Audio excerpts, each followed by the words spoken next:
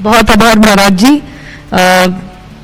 थोड़ी देरी से आई, मैं सीधा उत्तराखंड से आ रही हूँ और मेरा सौभाग्य अच्छा था कि मैं इतनी बारिश में गंगा मैया की आरती मैं उसमें एक प्रतिभागी हो सकी। और परसों मैं ऋषिकेश में थी, उसके एक दिन पहले मैं हरिद्वार में थी। टपकेश्वर महाराज के मेरे अभी महादेव के वहाँ पे महादेव के टपकेश्वर महादेव के बहुत सुंदर मंदिर है देहरादून में। मैं उनके दर्शन इस बार नहीं कर पाई, लेकिन मैं जाती रहती हूँ, देहरादून मेरा ननिहाल है। गिरिराज धरन की जय, बाके बिहारी लाल की जय। ओम नमः पार्वती पतये हर हर महादेव। महाराज जी,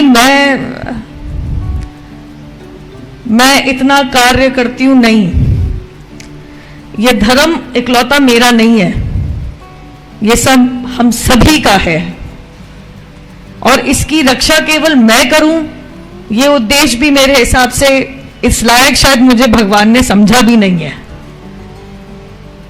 परंतु सनातनियों के लिए, हिंदुओं के लिए और कोई देश भी नहीं है, यह सत्य हम सबको भी पता है।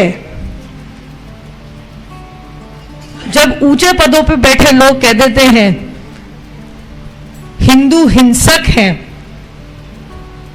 ऊंचे पदों पे बैठ के लोग कह देते हैं कि हिंदू सनातनियों का नरसंहार कर दो, दो बात कहूंगी।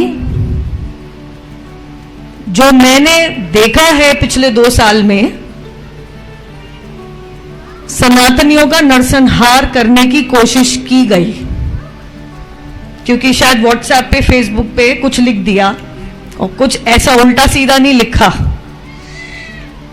और अगर हिंदू हिंसक होता तो एक हिंदू सनातनी बेटी को इस सुरक्षा घेरे में अपने ही देश में अपनी आजादी गंवा के रहने की नौबत नहीं आती।